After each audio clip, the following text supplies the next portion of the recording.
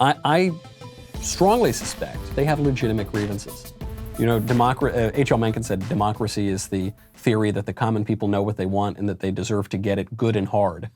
The idea that our elected officials, if they're elected legitimately, our elected officials actually reflect who we are. You always complain about politicians. Well, the politicians are a reflection of the demos, of the people in a democracy, assuming that the democracy is functioning properly. Nicole Wallace on MSNBC during the same interview refuses to give Michael Steele this point, and specifically on the case of election fraud or an illegitimate election in 2020. She says it's crazy and Republicans have no legitimate reason to be upset.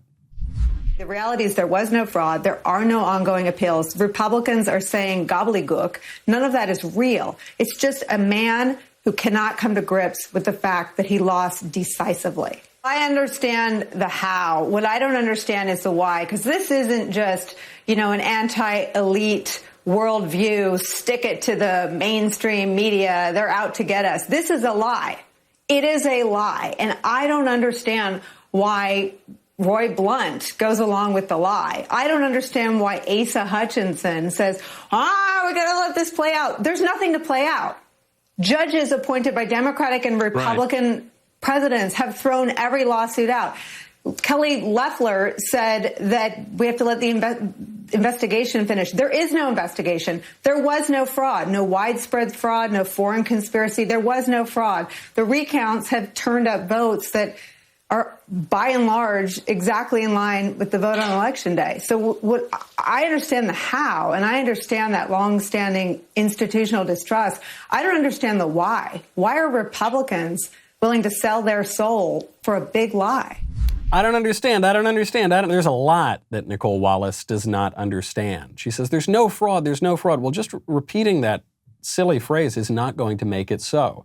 They shut down the counting of the votes on election night. There was no reason for that if everything was above board.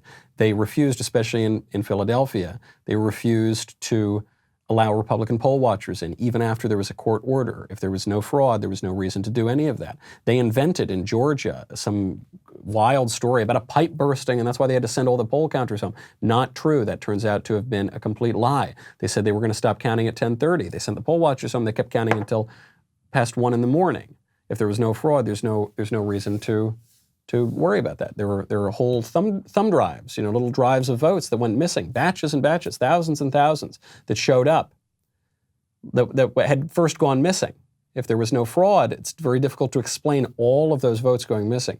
There were whole batches of votes that came in with statistical impossibilities for Joe Biden, 99.4% for Biden in some drops. If there was no fraud, very difficult to explain that. Now, is that enough fraud to swing the election? I don't know.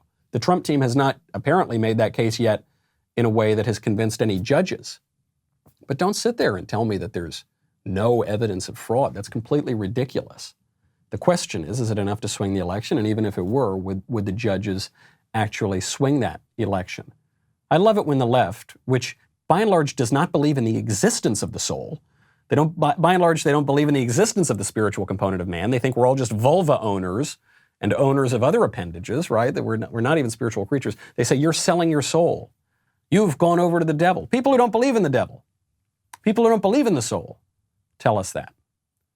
They don't understand what they're saying. And they certainly don't understand what they don't understand. There was a hearing yesterday in Arizona on this question of fraud. Matt Braynard, who's former data chief and strategist for the Trump campaign, presented his case for what he viewed to be major anomalies in the vote counting. Take a listen. I would say there's 2 levels of confidence I have, okay? The first level of confidence is very. And I'm very confident that we get very close to that number when we take the residency issues and then apply it to the other counties for which we weren't able to obtain data. The second level of confidence is where you take a number of projection. We go back out to low activity analysis and NCO analysis, which I'm not going to get in the weeds, but these are basically people telling us that they had votes, that they didn't cast votes that were cast in their name. If you're comfortable projecting these numbers to the population that we were trying to reach via phone that we just couldn't, I think then you reach another level of certainty that you're able to bridge that gap. So I think that I have a high degree of confidence that the number of ballots that were cast that should not have been cast, illegal ballots, surpasses the margin of victory as it stands right now. And there's the line. He's confident, his former data chief is confident that the number of illegal ballots surpasses the margin of victory for Joe Biden. Does that mean that Joe Biden won? I don't know. We do need to be able to prove that, and unfortunately, judges are not accepting these sorts of arguments right now. And time is running out for President Trump to prove that. Now, people who continue, such as myself, who refuse to concede this election and who discourage President Trump from conceding the election yet, and who say the process needs to play out, those people who haven't given in to the left yet are being castigated as fanciful, as liars, as irresponsible, as not putting the country first. Give me a break. Give me a break.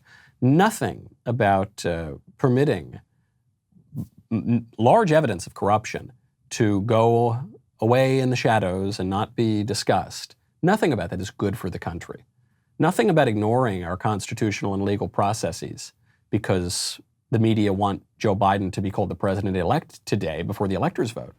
Nothing about that is good for the country. And if there are political consequences for having a spine, so be it.